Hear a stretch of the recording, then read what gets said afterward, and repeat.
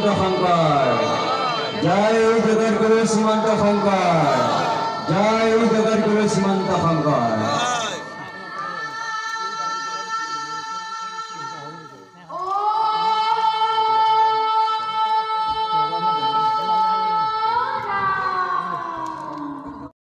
উত্তৰ পিছলা শ্ৰীমন্ত শংকৰদেৱ জন্মোৎসৱ সমিতিৰ উদ্যোগত মহাপুৰুষ শংকৰদেৱৰ গুৰুজনাৰ আজি জন্মোৎসৱ উদযাপন কৰিবলৈ লৈছে এই শিৱসাগৰীয়া নামঘৰত। ইয়াত বিভিন্ন জাতি উপজাতিৰ সংমিশ্ৰণৰ এই পাক ঐতিহাসিক অঞ্চলটিত আছে যথেষ্ট ইতিহাস।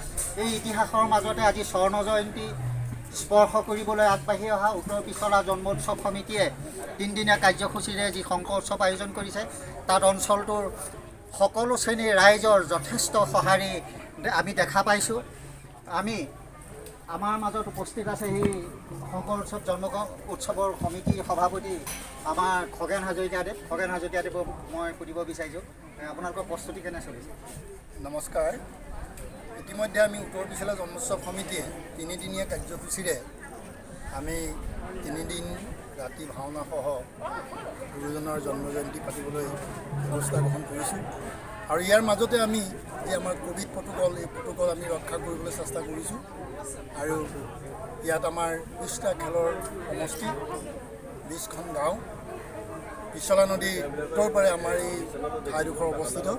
গতিকে ইয়াৰ সকলো ৰাইজৰ সহযোগিতা আৰু ডেকা যুৱ বৃদ্ধ আই মাতৃসকল সকলোৱে পূৰ্ণ সহযোগিতা কৰি আমাৰ এই উৎসৱভাগ সাফল্যমণ্ডিত কৰিছে।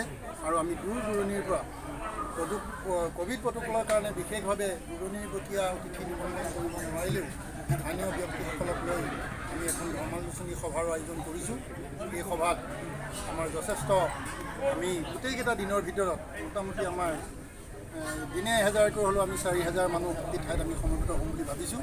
আৰু আমি সকলোৱে আমাৰ উৎসৱ সমিতিৰ উজ্জ্বল ভৱিষ্যত কামনা কৰিছোঁ। আমাৰ ক'ব লগা আমি লগ পাইছোঁ আমাৰ উত্তৰ পিছলা শাখা সাহিত্য সভা সভাপতি যজ্ঞৰাম বৰাদেৱক। মই যজ্ঞৰাম বৰাদেৱক সুধিব বিচাৰিছোঁ, কোভিড প্ৰট'কলৰ মাজেদি আপোনালোকৰ যি জন্ম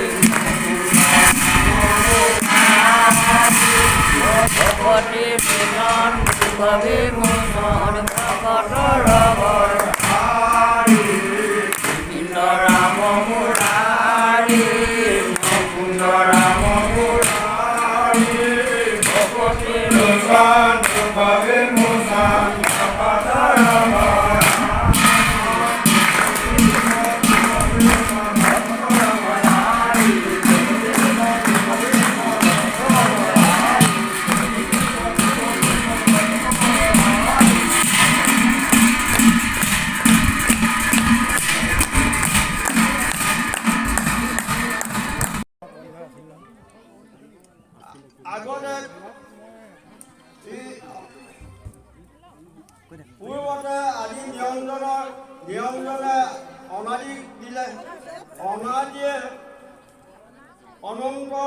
অনন্ত নাৰায়ণ দিলে, অনন্তই কালপু নাৰায়ণ দিলে, কালপু নাৰায়ণে হংস নাৰায়ণ দিলে, হংস নাৰায়ণ সূৰ্য নাৰায়ণ দিলে, সূৰ্য নাৰায়ণ শ্ৰী নাৰায়ণ দিলে।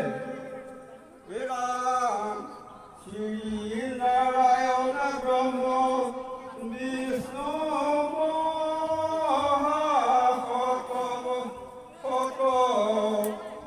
ব্ৰহ্মদেৱে কহিলক নাৰদয়াগত, নাৰদে ব্যাসক ব্যাসে সুকত কহিল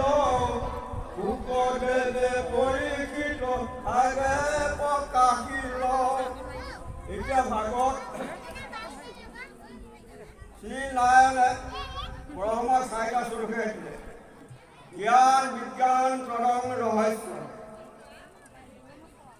ব্ৰহ্মাই এই চাৰিটা স্বৰূপৰ লগত আৰু চাৰিটা স্বৰূপ যোগ কৰি নাৰদক দিলে জ্ঞান বিজ্ঞান পৰম ৰহস্য জীৱ কৰণ উপায় মায়া এই চাৰিটা স্বৰূপত দিলে আৰু নাৰদে ব্যাসক দিলে 12 স্বৰূপত জ্ঞান বিজ্ঞান পৰম ৰহস্য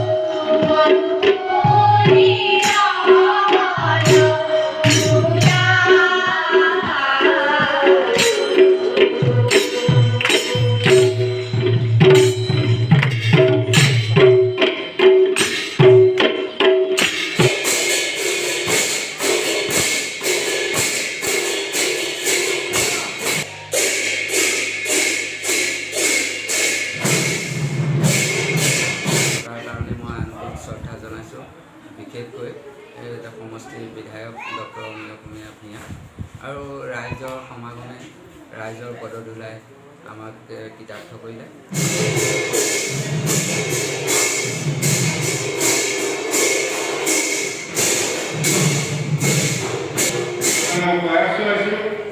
কিন্তু সেইদিনাখন ভৱনৰ কাম কাজ যিধৰণে আগবাঢ়িব লাগিছিল বেলেগ বেলেগ দিশৰ সময়খিনি লৈ ল'লে মোৰ 2 নম্বৰত আছিল। প্ৰথমজনক ক'ব দিলে মোৰ অহা সময় ভৱনখন প্ৰস্তুত কৰি দিলে, স্থগিত ৰাখি দিলে, যিটো কাৰণে মই সেই বিয়ৰ সুযোগটো পাই লটাৰী খুজিছে এই বিয়ৰ সুযোগটো মই সেইখিনি সময় অধ্যক্ষৰ শৃংখলা কাৰণে হওক যি কাৰণে হওক সেইখিনি সম্ভৱ নহ'ল। যা হওক আৰু মুখ্যমন্ত্ৰীয়ে বিষয়টো লৈ পিনি মোক ধেমালিও কৰে আৰু ইতিবাচক সঁহাৰিও দিয়ে আৰু এই বেলেগসকলে তেওঁ এটা পঢ়া ইয়াত এসাঁজ খোৱা তেতিয়াই ৰাইজক এই উপহাৰটো দিয়াৰ কথা তেনেকৈও কয়। তাৰ পৰৱৰ্তীত আৰু বহুত বিশেষ কথা পাতিবৰ কাৰণে মোৰ ব্যস্ততা তেওঁৰ ব্যস্ততা যোৱা পৰহি একেৰাহে 13 ঘণ্টা তেওঁৰ সৈতে কটোৱাৰ সৌভাগ্যৱতী। পৰৱৰ্তী সময়ত ভাবিছোঁ যে আমি যিহেতু আমাৰ 2022 চনৰ অক্টোবৰ 500 বছৰ জয়ন্তী হ'ব, আমি এতিয়াৰ পৰা সকলোৱে